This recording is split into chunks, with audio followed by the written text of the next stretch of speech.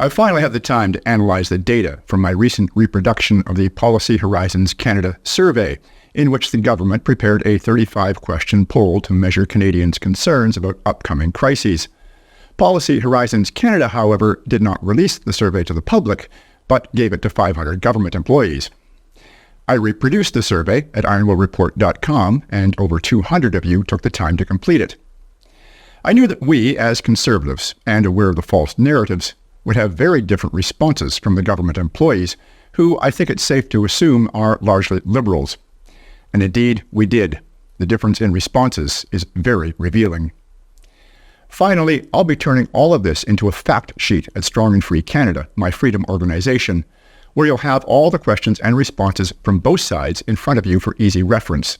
I'll announce when that fact sheet is ready. People cannot tell what is true and what is not. Liberals felt this was highly likely and of great concern, but not to the degree that Conservatives did. Of all concerns in this survey, this was the number one coming crisis for us. In terms of the economy, we have more of a spread than the Liberals, but as with all other aspects of the survey, feel that the threats are much more imminent. With only one exception, we ranked these threats as likely to happen in the next 3 to 5 years, while the Liberals almost universally saw economic threats as being 6 to 8 years out. We ranked biodata is widely monetized, energy is inaccessible and unreliable, household debt reaches a tipping point, and large economies face public debt crises in the upper right quadrant as being both highly likely and highly impactful. The Liberals had no concerns that made the upper right quadrant, and the majority were clustered in the middle. Tellingly, though, Liberals ranked people cannot afford to live on their own as almost as likely as we did, although not as impactful, from which I would read that they saw this question as other people cannot afford to live on their own. Environment, as I suspected, is the one area where we ranked the threat as lower than the Liberals, because we're not buying the false climate alarmist narratives. In fact, the only question where we ranked the threat higher than they did was on geoengineering takes off. But again, I suspect this is because we see monkeying with the environment as a recipe for disaster, where they think it will be the solution to the non-existent specter of man-made global warming. There are two questions here, though, that require special mention. As I said earlier in this report, this entire survey is a psyop. What Liberals read into healthy environments are a human right is, I suspect, a very different thing than we do. Most of us understand this is a lever to pass legislation to kill the fossil fuel industry and certain kinds of manufacturing, as well as quite possibly farming and ranching.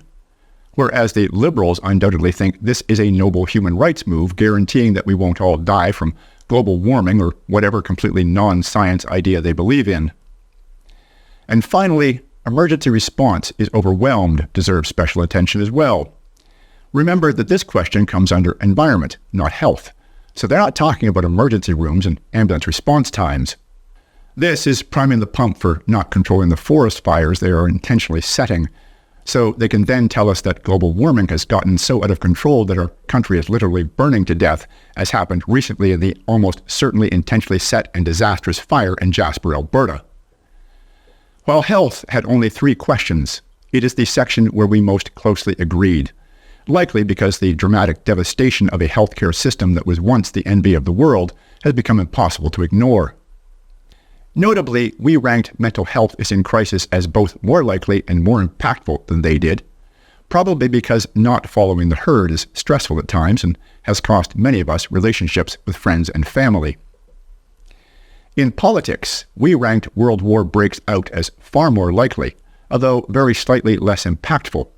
This could be because most of us know the globalists are trying to start World War III to decrease the population, increase their profits, and introduce destabilization that will make people easier to control, and that we're already well along the path to another global war.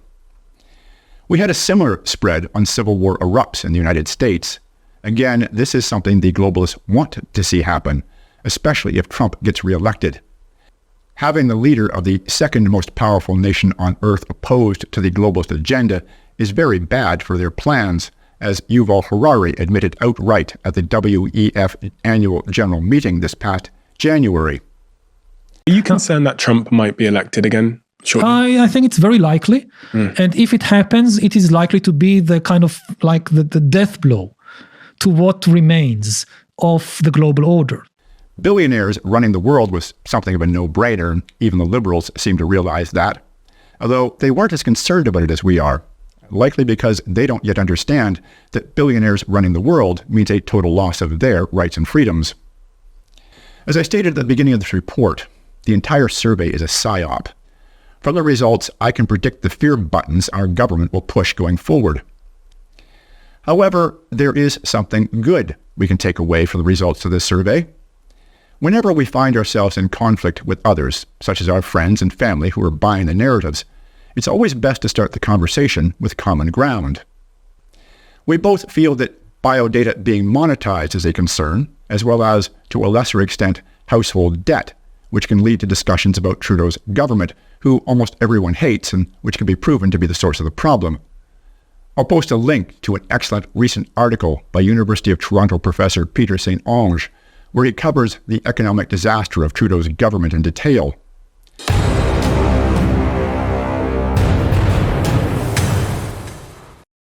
This report is just one example of the investigative journalism I bring you at ironwillreport.com. My efforts to bring you the truth, with 2 exclusive interviews and 1 counter-narrative news report each week, as well as with special reports like this one, are entirely funded by viewer subscriptions. I don't accept government or corporate money of any kind. I work for my viewers. I know it's difficult to get used to the idea of paying for news. Pretty much since radio and TV news started, we've been able to access it for free.